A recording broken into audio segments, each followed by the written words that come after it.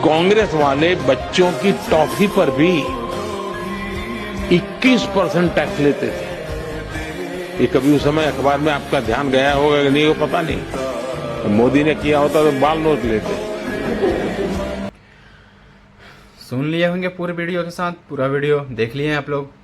अब मुझे तो लगता है कि आप लोगों ने सच भी मान लिया हो कि एक साथ सच्चाई है कि कांग्रेस ने जीएसटी लाया था, पर सच ये नहीं है ब्रदर। कभी आप जाकर रिसर्च करना कि जीएसटी कब लागू हुआ था और बीजेपी की सरकार कब से आया इंडिया में।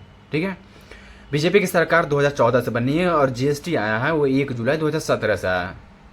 लेकिन मोदी जी बोल रहे हैं कि कांग्रेस ने एक चॉकलेट तहाक से जीएसटी लगा दी है, और मोदी जी अगर लगाए होते तो बाल तक बिल लेते। बट ऐसा गलत है, ये सब सही नहीं है। कभी आप लोग वीडियोस देखकर या इंस्टाग्राम रील देखकर, फेसबुक रील देखकर, यूट्यूब रील देखकर के कभी सच मत मानिएगा। बिना रिसर्च किए हुए चीज़ों को बिना सच मत मानिएगा। मैं यही चीज़ बोलूँगा आपसे, वरना ट्रॉल कर दिए जाओगे।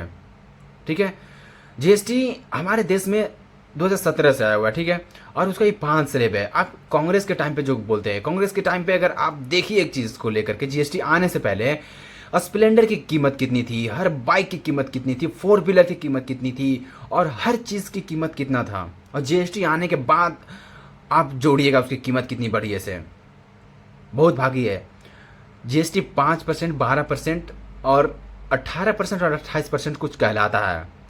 सबको लगता है कि 28% से तो जीएसटी ना, जीएसटी देश के लिए भरना जरूरी है।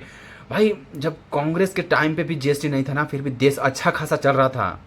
अब वहाँ जाके पूरी चीज़ों पे डाटा आप चेक करो। जीएसटी होने के बाद भी हमारे देश में ना रोड ठीक बन रहे हैं, ना स्कूल ठीक है, पेपर पे पेपर लीक हुए जा रहे हैं।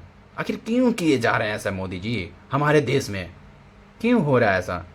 इतनी जीएसटी है कि सरकारी स्कूल में बच्चों के खाना तक ठीक से नहीं जुम पा रहे हैं। और कहते हैं कि जीएसटी कांग्रेस लाया था, बीजेपी ने बहुत अच्छा काम किया था।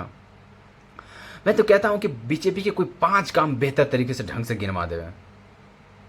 ठीक है, तो आज के लिए इतना ही है। अगर आपको मेरी वीडियोस बुरा लगता है तो आप मैं कमेंट करके बताना कि मैंने सही बोला। अगर नहीं, अगर आप लोग बीजेपी के सपोर्टर है तो 5 काम उनके बता दीजिए।